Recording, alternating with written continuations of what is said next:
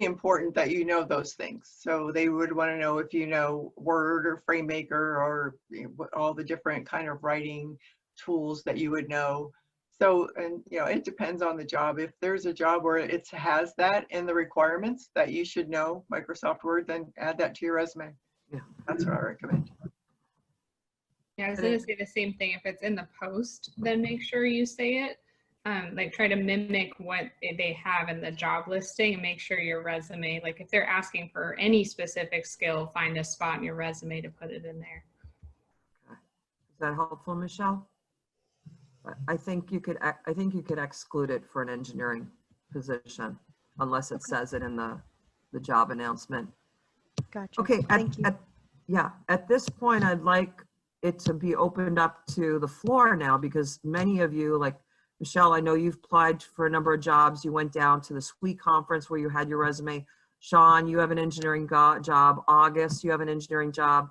I'm sorry, I don't know all of you who have jobs working in engineering, but not only those of you who are working in engineering, what other skills have you gotten while you've been at Cabrillo? Let's say, for instance, you're applying for a chemical engineering intern position. I didn't have chemistry at all written on there. You would want to communicate to them what things you've done in chemistry. So again, I would look towards the Chem 1A, Chem 1B, Chem 12A and B labs on what skills you have. What other skills do you guys feel like are good to write on a resume? I just wanted to speak from personal experience, if that was all right. Yeah, of course, I actually wasn't asked for a resume. They immediately brought me into an interview. But a lot of the questions for mechanical that they asked me were more personal in a way. They were asking whether I hadn't, if I like to take things apart and put them back together, if I had any interest in cars, if I had any hands-on experience. It was a lot of it was a lot of questions that basically boiled down to, do you have the motivation, the interest, and any experience in this field at all? Because I obviously don't have my degree. I'm still working on it. So yeah, they just asked a bunch of questions about what I was interested in for the most part, and then they asked a few technical questions. But yeah, it really depends on the internship. I applied for a couple others, and they basically said, you don't have what we're looking for. Just immediately didn't give me anything more than that, or didn't respond. So I think it's kind of important to just know that whatever you're applying for, definitely tailor it, and just put as much on there as you can without sounding silly, I suppose. If you're putting things on there like, yeah, I like to take apart my pen and put it back together while I'm sitting in my Zoom lectures, that might not be the best thing for it. But, if you're having a personal conversation with them in an interview, it might be something to bring up because they might have the same experience as you. So. Thank you, August. That was really helpful. Okay, who's next? I threw my resume at the conference at about as many booths as looked vaguely related to my my degree, and got a couple interviews scheduled for the next day. I went to all of them. They were pretty interesting. One of the interviews sort of denied me outright, said they were looking for someone with significant coding experience, which I didn't have. And the others sort of didn't really give me a yes or no.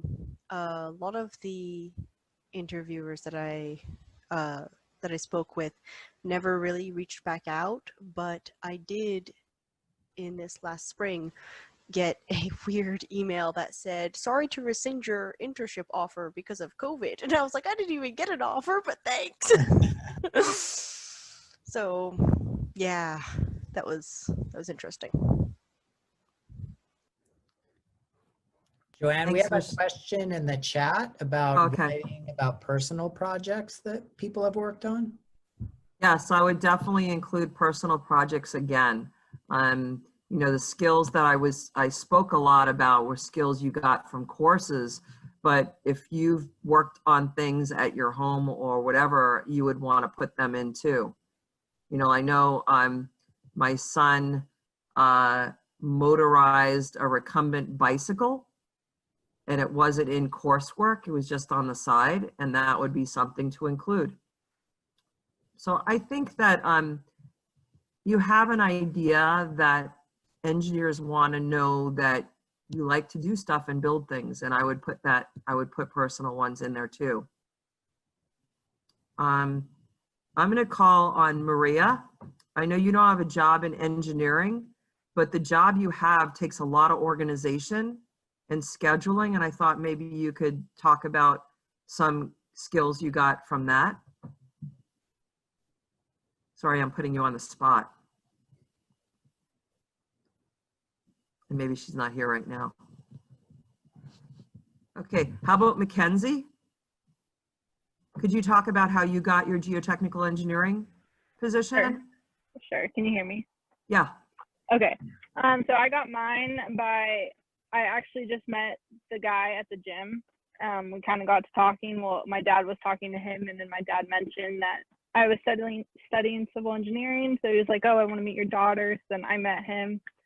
And then we kind of had like a little discussion, and he said, send me your resume and we'll talk more. And then I had a meeting with him and the whole team and ended up getting the job. But I also just wanted to say that if you think that you're lacking skills, I wouldn't worry about that. I had no experience in AutoCAD, and I remember I didn't include it on my resume, and I got to my job on the first day, and one of the interns said, oh, I heard you're our new drafter. And I was like, what? I have absolutely zero drafting experience. And then my boss ended up telling me that they were going to pay me for an hour of my day to take the time to learn AutoCAD. So I got to learn AutoCAD on the job. So if you just write like you're open to learning new things and you're a quick learner, like a lot of the times the employer will respect that and they want you to learn too. So Thanks, Mackenzie. yeah. Another thing I thought of is some of you are doing REUs, research experience for undergraduates. Some of you have applied for and have done some research in the summers.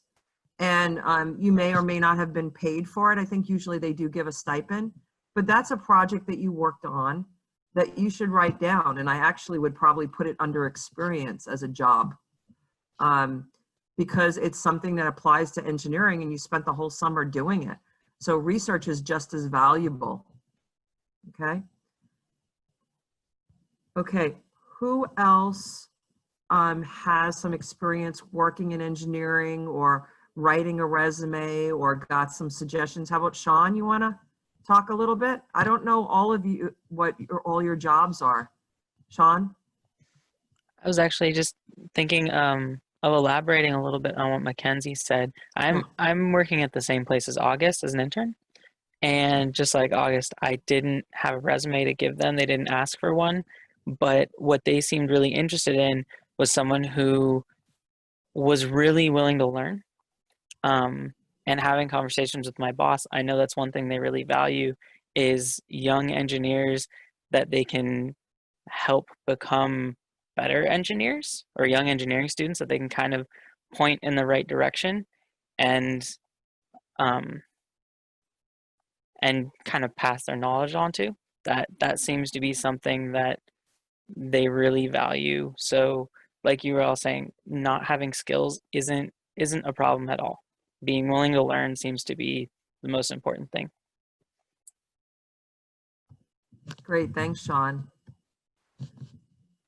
Okay, others, how about non-engineering type jobs that you may have that you're feeling that you're getting some really good skills from that would be important to put, that wouldn't be important for your future as an engineer?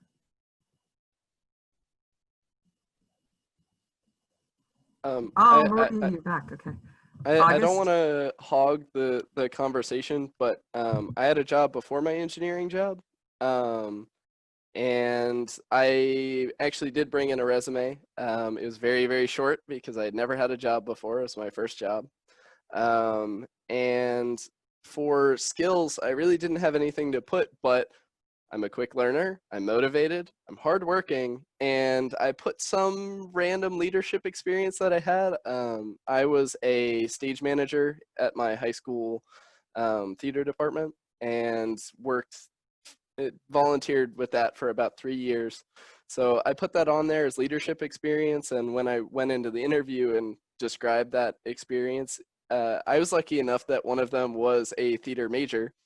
But I think it's also important to note that any experience that you have with people skills comes in really handy. And being able to say that you not only work well with others, but also are interested in working with others really helps, because team building is a big part of any job. And that wasn't necessarily the reason they gave me the job. They thought I was a good candidate, and I ended up working there for almost 3 years. But yeah, I had no experience in the field really, and it worked out. I ended up being a forklift operator, if anybody else has done that. So Thanks, August. In fact, I'd say the teamwork skills and people skills are more important, and you probably saw that in Engineering 5. It's more important than your technical skills. So you could be getting those skills from working in groups in classroom or whatever. Maria, I was wondering if you could talk about what you do for your work and the skills you feel like you're gaining from that's valuable in being a future engineer. I'm sorry I'm putting you on the spot, but I think what you do is. Okay. I do property maintenance, so mostly it's like landscaping, cleaning, and small like repairs, just like general maintenance stuff. But one aspect of my job that I think kind of helps me with like engineering attributes is I have to do these things called make readies, which is where we have to get the apartments ready for new tenants. And so that means I have to manage like the work that's being done in several apartments at once, and keep track of what work needs to be done and which apartments need to be finished first before the others. So kind of like manage the work that's happening in the apartments and manage when to do what work in which apartment, which is just like a project management kind of skill, I guess. Thanks, Maria. Yeah, time management, scheduling, all that is important. And speaking of skills, Jose, I remember from Engineering 25, you're a really good drawer. I'm sorry, that's a hard word for me to say with the New York drawer. Sure. But could you talk about that? I mean, that is a really great skill to have. So anyway. Just about the project on Engineering 25. Yeah, the project, or just where you've gained these skills that you have in your design and drafting skills. You did it just by doing art, right? Yeah, I mean I started since I was a kid. I was always competitive with my brother, so I don't know, I wanted to be better than him. But after that, after passing him, I guess you can say, I was challenging myself with like objects, and I would just take time, and after little by little I would just I don't know, it's like a mind thing. I can't really explain it. Yeah. But in any event, you have this really great skill that I would communicate on a resume as well. Yeah. Okay, who else has some work experience or experience that you got just personally that's given you some skills that you think would be warranted to put on a resume? I'm sorry? I'll share. Oh, thanks, Dave. Yeah. Sorry, I got to adjust some buttons there. A couple of years back, I was a technician for Cruise.io Internet, which is the local internet company in Santa Cruz. And before going into that interview, I did not really have any experience with the stuff they were doing. But, I like computers as a hobby. So I put that I've built my own computers, and I've done home networking, and I've set up my own router. And that was like a lot of what they asked me about, because I also said, like, I've helped my friends and family set up their internet, right? Set up their computer problems and their networking problems. And that really was one of their interview questions. It was like, explain to grandma about a modem and a router, right? It's like, how do you portray that information to somebody that's a layman, right? So I was able to do that because I helped my mom with computer problems all the time, and that was strangely relevant. And now I actually have, it's like technician experience because it was a lot of infrastructure building and climbing and building wiring stuff and big scale routers and broadcast antennas and things like that. So I'm going to put that on the next one. Yeah. Great, thanks for sharing. Yeah. Okay, who else? I feel like you can pull a lot of experience from any kind of job. I mean, after high school, I worked in kitchens for a long time. Yeah. And so I have to rationalize in my brain how I got engineering experience through that. And I think a lot of it is like communication with people, making decisions under high pressure, and just like time management. And it's like, you know, it's really every night, you know, it was like a project that we had to do. It was the way that, you know, this person had a task and I had a task, and we had to kind of make sure that we were doing our tasks. And so it's a lot of just team management if you've worked in kitchens. And then anytime that have a job where you're writing a lot of emails, trying to communicate through email can be really hard, but if you're good at it, you can be a really effective worker that way. Thanks, Robert. So whatever work experience you've had, you want to put them in your resume and then put in there what you've done that highlights a skill that would be beneficial in engineering, just like what Robert was saying about working in a kitchen. Could add just a minute of information. Is just, please. I have a lot of resources, I think, that help you go find good descriptions of jobs like working in a restaurant that highlight the types of skills and abilities that you might, like Robert seems like he understands, but that if maybe you don't realize if you've done the forklift, like I think Jose said, or whatever else you've done, that there's a lot of really good competencies that you're learning there that even though they're not engineering jobs are really good to put on your resume because they demonstrate abilities that the employers will be looking for in an engineer. So, okay, that's all. Thanks, Debbie. Okay, other people? I guess I could go. I work at the STEM Center.